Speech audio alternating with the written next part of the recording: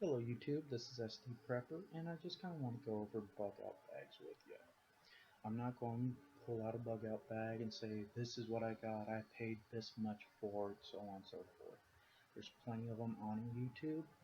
Feel free to look them up. Uh, I might even throw some in the little tab underneath that I liked and helped me make my bag. But there's a couple of things you have to keep in mind. Pre-made bags. Uh, you're going to get what you pay for. And most of the ones that I've seen on eBay or a few of the other places, a couple of random websites, I can't even think of them right now, they do not keep in mind the terrain that I'm in. I'm close to the Badlands here in South Dakota, as well as I am in the hill area. So, we'll go one way, go the other, all depends. But they also don't figure in the cold, things like that when they're building in the bag. Where when I build my bag, I took into mind my surroundings and what type of situations I can see myself getting into. Mostly though, my bags are 72 hours. And they are mostly set here for if there's a gas leak, I have to abandon the apartment for, you know, a couple of days. More likely than not, I believe it was phrased best in a different prepper's video. Most bug out bags are going to be grabbed, and then you're probably going to stay at a Motel 6. So, it's just one of those ones.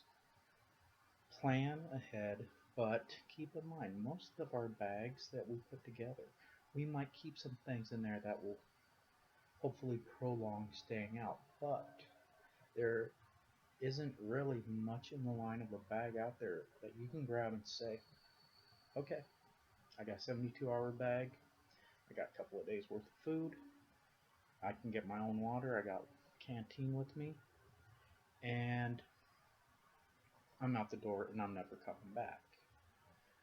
At some point, you're going to have to resupply. Doesn't matter if you have 20 snares in there for rabbits, things like that, because sooner or later, your supplies are going to break. They're going to be used. Uh, so, just keep in mind when you build the bag, build it for you. Make sure that you figure out what you're going to need, what kind of things that you can see happening. You know, plan for things that aren't going to happen, but you know, just make sure that it's suited for your area. Because if I was in Florida, it's going to be a lot different than out here in South Dakota. And just go from there. Like with me, I know that I'm going to carry the lion's share.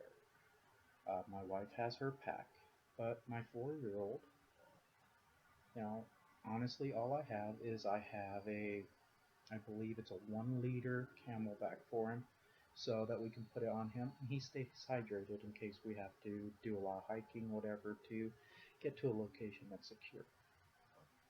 So that's the thing. I want you guys to keep that in mind. And the key part of this is when you're building your bag, don't buy the bag first. Buy the bag that will fit the items that you want to carry. I bought a relatively nice 72-hour Voodoo tactical pack. Cost me $75-$80. It didn't fit my gear. I ended up having a couple of changes of clothes for my boy. I had my base layers, some socks for me, uh, just your basic things that you're going to put into your pack. And I couldn't even put my food in there. So that really defeats the purpose. So take your time, figure out what you need. It doesn't matter. You're going to go through and you're going to resituate your bags multiple times before you find something that makes you feel comfortable. And then more likely than not, you're going to go every other week and go, well, I didn't plan for that. Do I have something for it? And you're going to reconfigure your bag again. Don't feel bad. This is going to be something It's going to be changing all the time. If you get new medication, something like that, it's going to go in the bag, of course. So, thank you for your time, YouTube, and you have a good night.